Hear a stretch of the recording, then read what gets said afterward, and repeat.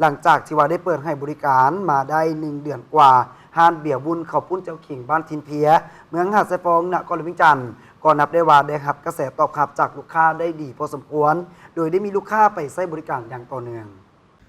ทานนางคำสอนคำภูมิต่างหน้าเจ้าของห้านเบียร์บุญข้าวปุ้นเจ้าขิงได้สัมภาษณ์ว่าห้านแห่งนี้ได้ทุ่มงบลงทุนกว่า2 ล้านบาทเพื่อสร้างสถานที่ที่ทันสมัยและสะดวกสบายโดยจุดเด่นของห้านแมนการจัดสรรบรรยากาศแคมแม่น้ำคลอง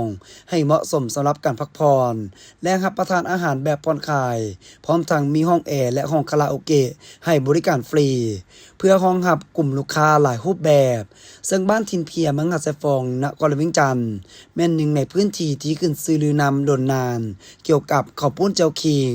อันเป็นอาหารพื้นบ้านที่แสดงถึงเอกลักษณ์วัฒนธรรมกินอยู่ของคนลาวโดยมีรสชาติเผ็ดและหอมของขิงผสมประสานกับน้ำแจ่วที่เข้มข้น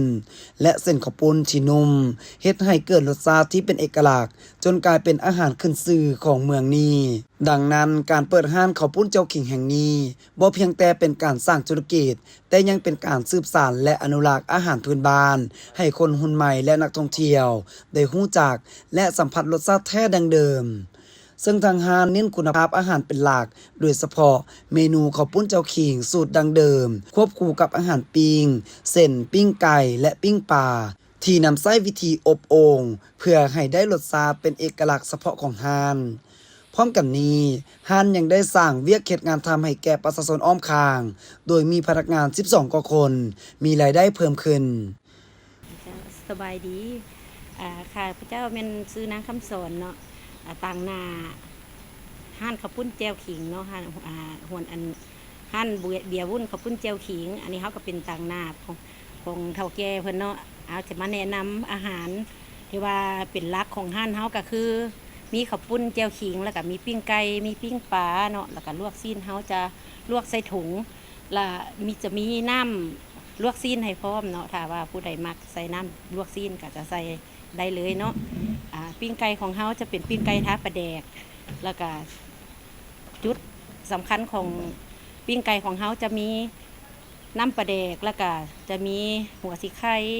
จะมีใบขี้หูดแล้วก็หัวข่าเป็นหัวกระเทียมแล้วก็มีกะปิเนาะเขาจะมาปั่นใส่กันเนาะใส่บักพริกแห้งแล้วเขาจะมาทา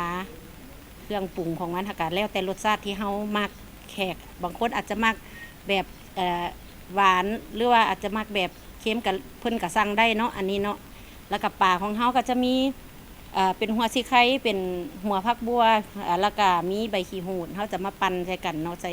แป้งนัวใส่ปลาแดกแล้วเขาจะยัดใส่ท้องปลาเนาะใส่หัวซีไข่ใส่หยังพร้อมมันจะมีกลิ่นหอมแล้วก็ข้าวปุ้นเขานี่จะมีแก้วขิงใส่บักพริกแห้งแล้วจะใส่หัวกระเทียมหน่อยนึงแล้วจะมีเขียบหมูแล้วก็มีผักลวกมีหมักถั่วงอกมีนี่แหละทุกอย่างที่เขาใส่มันแซ่บมันนัวเนาะห้านของเขานี่จะมีบริการเด้อจะมีห้องแอร์มี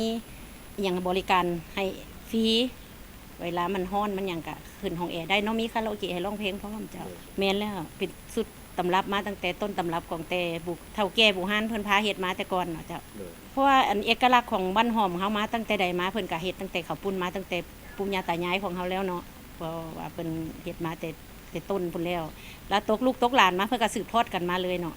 ลูกค้านี่ก็มื้อธรรมดาก็สิบ่ค่อยหลายปานใดแต่ว่าเสาร์อาทิตย์หลาย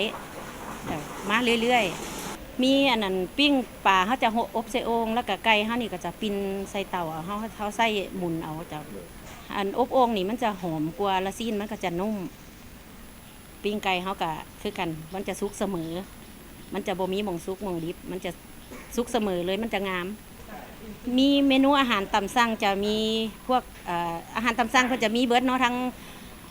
ข้าวผัดอีหยังเพิ่นก็สั่งได้แล้วก็มีกุ้งแซ่น้ำปลาก็มีทอดเอ็นเหลืองใส่งัวมีนอกจากข้าวปุ้นแจ่วขิงเขาแล้วจะมีตำบักฮุ่งเขาจะมีบริการตำฟรีเด้อเจ้าเด้อห้านข้าวปุ้นแจ่วขิงของเขานี่จะพิกัดจะตั้งอยู่บ้านทินเพียหอมหนึ่งเด้อเจ้าเขาจะเข้ามาจะว่าจำทางคู่เลยข้ามคู่มาก็จะแมนห้านนี่เลยเนาะจะมีตึกหลังสีขาวแล้วก็ห้านเขาก็จะบอนนี่เลยเจ้า โ โอกาสนี้ท่านยังได้ฝากเชิญชวนพ่อแม่พี่น้องประชาชนและนักท่องเที่ยวให้เข้ามาแวะเยี่ยมยามและอุดหนุนเพื่อสัมผัสรสชาติอาหารพร้อมกับบรรยากาศสุดผ่อนคลายแคมป์แม่น้ำของเต็มอีกสถานที่ของฮานแมนตั้งอยู่บ้านทินเพียหอม1เมืองหาดทรายฟองนครหลวงเวียงจันทน์